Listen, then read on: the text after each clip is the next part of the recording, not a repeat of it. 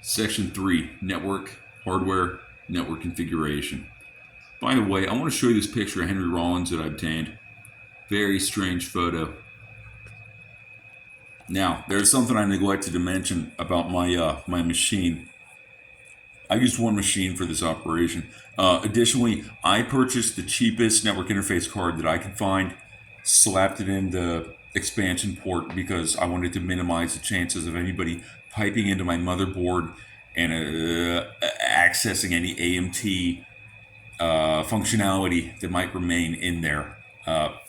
Basically, if it's not an Intel chipset, so on and so forth, it really, it was a hardening measure. Okay, so the router I used, first thing I used was a dual LAN port mini computer that I bought off the internet store called Newegg.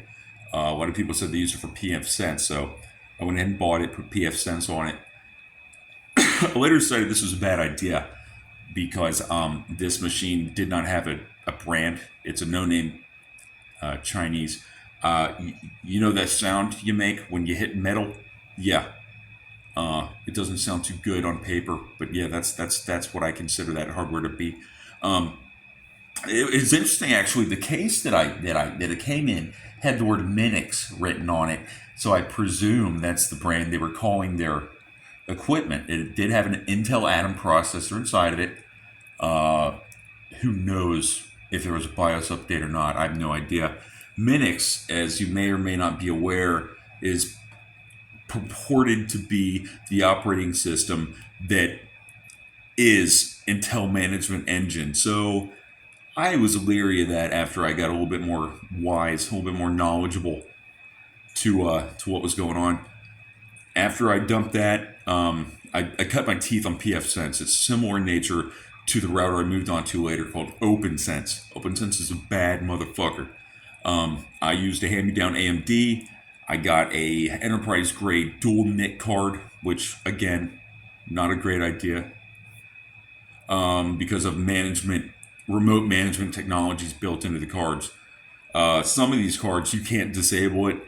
A lot of them, you can, but did you really? That's really the question. Did you really disable that or not? If I did that a second time, I would have again used the cheapest NICs I could have found and popped them in there and used those as my multi ports. I used isolated subnets. That's basically an enhanced way of demilitarized zones.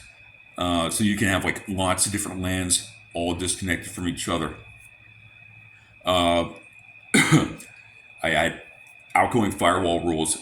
Anything unencrypted, shut it down.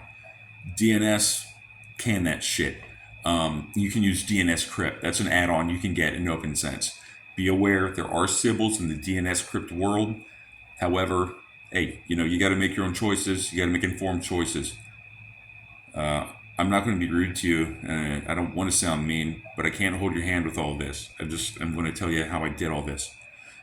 Let me give you an example. I use Freenet, and as you know, as Freenet works, the port that you accept connections on is the port that connections from your client go to on other peers on the network. So say, for instance, my port was 400,792. If I allow that source port outgoing to the internet and no other port for that Freenet cluster, then that's a solid way to lock that down for outgoing rules. I did the same for other technologies. VPN, Tor network. I'd like to talk about Tor network later. Also, they have blocklist functionality, a whole slew of add-ons. But I want to remind you, I did not use Suricata. I did not use, I don't remember the names of these other programs. I'm no good at those kind of tools. I don't know IDSs. So, one thing that I think is cool is, well, I guess I can't tell you that. Please.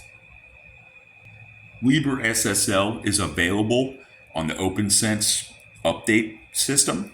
I had problems on my AMD machine, and I don't know why the update did not succeed. The Libre SSL is the brainchild of the OpenBSD development team. OpenSense had hardened BSD at the time I was using it. Now they advertise free BSD for some fucking reason. Apparently, you can get hardened BSD on that thing. I urge you, if you're interested in this material, contact OpenSense. Maybe give them a bounty to get the OpenBSD kernel enabled in OpenSense. That'd be a mean machine. It really would be. There's a lot of sections in this OpenSense. One thing I will tell you is disable hardware offloading on every network interface card that you have on that machine. Lastly, you can create firewall rules in a particular order. You have to order them the right way. Don't optimize them because you might screw it up. If you set these firewall rules to block all LAN traffic, the 192.168/16, the 172 point whatever, and also the 10.0.0.0/8, you can make firewall rule that will block that from connecting to other isolated subnets, therefore actually isolating them. I think that's all I have to say about OpenSense. I did not use Wi-Fi. This was all wired. There's no way I'm using Wi-Fi. That's the end of part 3, networking and networking hardware.